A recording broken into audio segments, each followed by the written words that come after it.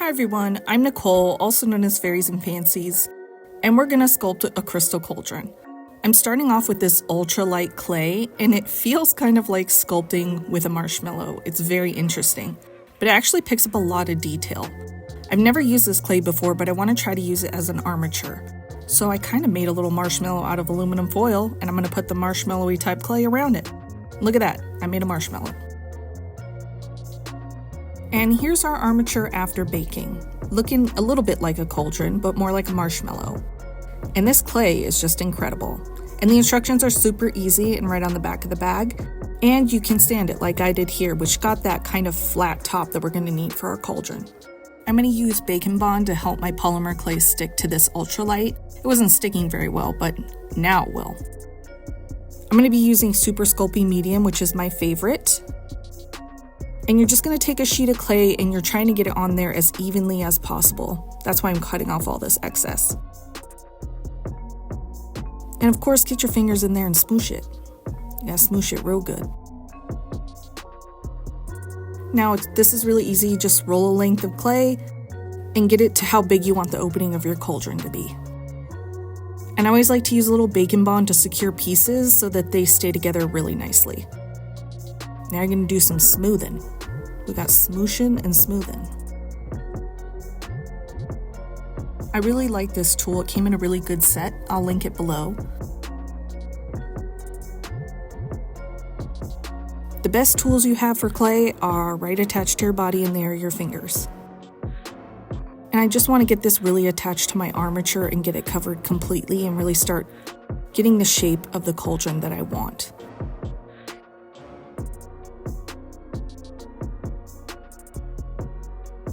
Now it's starting to look like a cauldron. I noticed that my cauldron was, a little thin, and I wanted her a little bit thicker. So I just added more clay, and then just blended it all in really nicely. And then I'm just going through and seeing any spots that need more clay or less clay and adjusting. This is what I call the mess with it phase. You just gotta mess with it. Now I put my cauldron upside down on this Lazy Susan, and it really helped me see what areas needed more clay or less clay and get it really nice and smooth. Then I just want to mark out where I want to cut this clay out because I want the top piece of my crystals to fit in here really nicely. Now this is just a reminder, you don't have to have a bunch of fancy tools to make really cool sculptures and effects. I'm making this texture with a nice little marble I had. The scale was too big, so I fixed that later. Now we need to make those awesome little rings on the side of the cauldrons that make them look extra fancy. These look like little Cheerios, so make yourself some little Cheerios. And here are the little handle things. I don't know what any of this stuff is called, I'm just making this up, but the little handle things that attach it to the cauldron. And here I'm using Bacon Bond again so it'll stick to my cauldron really well. And see, look how good that looks. Fancy Cheerios. Now, this is an extra step I'm doing. If you're not planning on casting your pieces and making silicone molds, you don't have to bother with this. But I actually like the look of this as well. But I do this so that when I make a silicone mold of this and I cast resin in it, the resin doesn't get stuck in all those little cracks. Once you've been casting for years, you realize what's going to cause you problems in the future, and I like to avoid those. Here's where I realized my texture needed to be smaller, so I went to a smaller tool. Now that's a cauldron. For the last step, I'm going to be using this Sculpey clay softener and smoothing out everything. This just gives everything a very nice, soft finish. You don't want to add too much and brush too much because it can actually erase all of your texture. But this gets rid of fingerprints, and it just gives it such a nice finish. And it can help you get rid of gross little linties stuck to your piece. Now we're going to bake the cauldron. I'll put some links below that can help you with baking polymer clay correctly. After baking, I noticed a few areas that needed to be fixed, so I'm using some Aves Epoxy Fix-It. It's a 2-part epoxy clay that's very easy to use, and I like to use it for repairs. Make sure to add texture so you can't notice a smooth spot, and there it is. I did a little sanding on the inside as well. I used some plastic wrap to make sure my little insert didn't stick to the actual cauldron. Then I just baked it and made sure that it fit correctly inside of the cauldron. And there it is. This is going to be the base for our crystals. If you're wondering why the top of this base looks so beat up, that's because there were many mistakes and many tries before I realized I make very cool crystal stuff. Why don't we just try making a crystal cauldron? The real crystals were not doing it for me, so I was like, cool, we'll just make them. So I'm going to show you how I make them. It's actually super easy, but I started with looking at references of real crystals. I'm just picking up on any little details that will make our polymer clay crystals look real. Now, crystals are super easy to make. You just want a lot of flat surfaces. So I basically took a blob of clay and then I carved the crystal out of it. It doesn't need to be perfect because real crystals are organic and not perfect. So just have fun with it. Now you're just kind of slicing that top pyramid shape and then doing long slices down the sides. And you can get some really cool shapes. And here I just made a variety of shapes and sizes and heights. Now I'm going to make what I call crystal confetti. It's all those little tiny crystals and nubs at the base of crystal clusters. I'm just taking thin slabs and chopping them up until they look like that little bit of rock.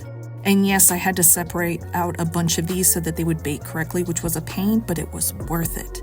Now we have our crystal confetti and our big crystals. This video's artist feature is Anna Marie Designs. She made me this necklace in an art trade. You can find her on Instagram. She makes amazing designs, including her signature knot ring, which I love so much. Anna is constantly coming up with super creative and fun jewelry.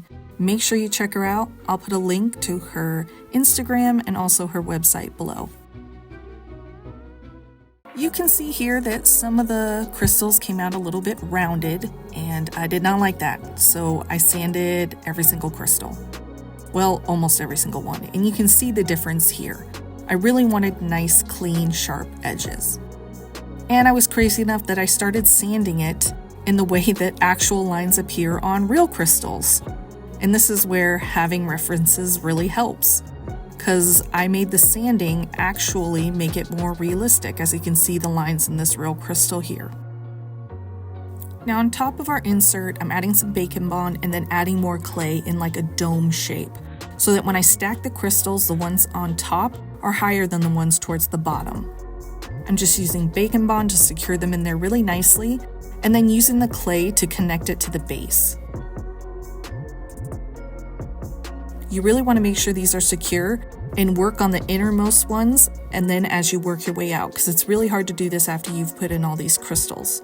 It's getting really tight in there. And you just place them where you think they'll look good. You want to keep the shape kind of organic, not too matchy-matchy. And then again, using that clay to keep them in there nice and solid. The tweezers really help with the smaller crystals too.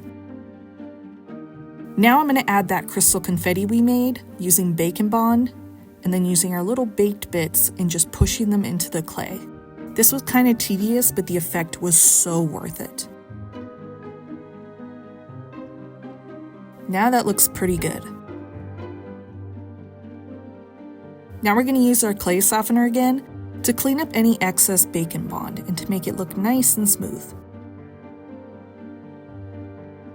Now I noticed a couple more issues after baking, which is no biggie. We've got our fix at Sculpt, and that means we can fix it.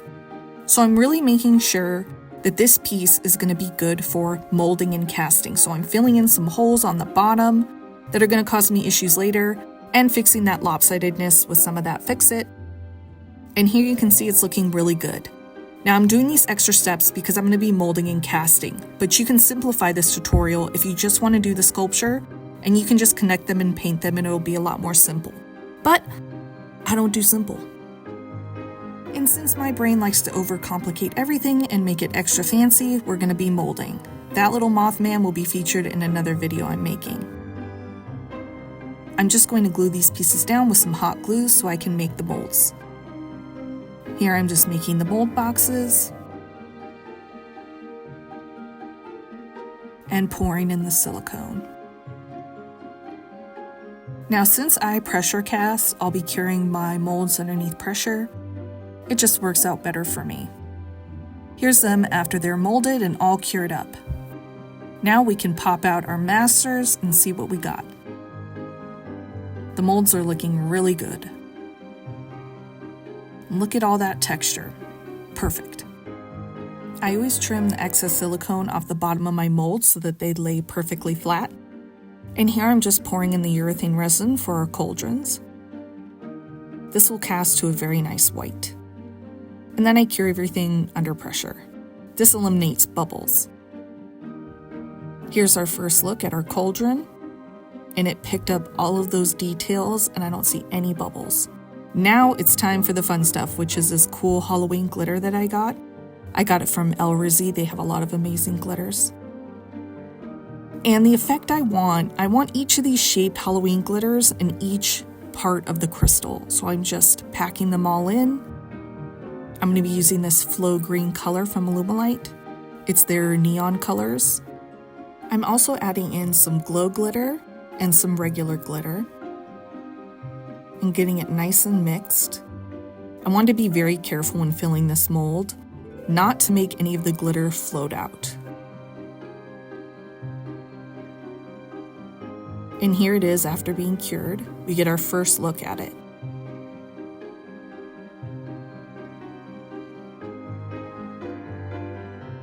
And that's exactly what I was hoping for.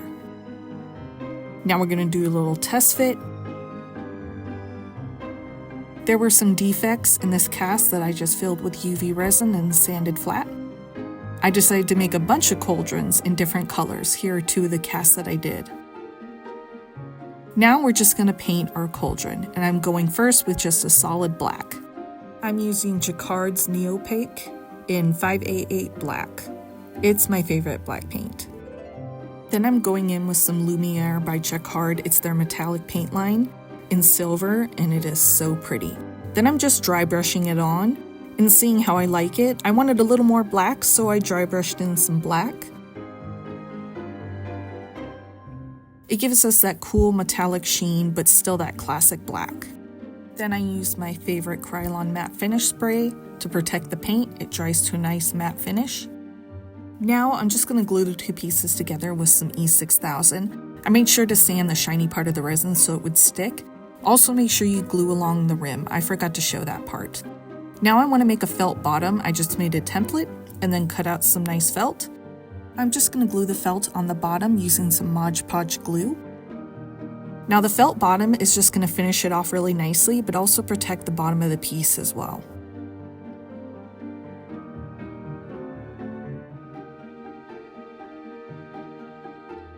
And now our piece is done.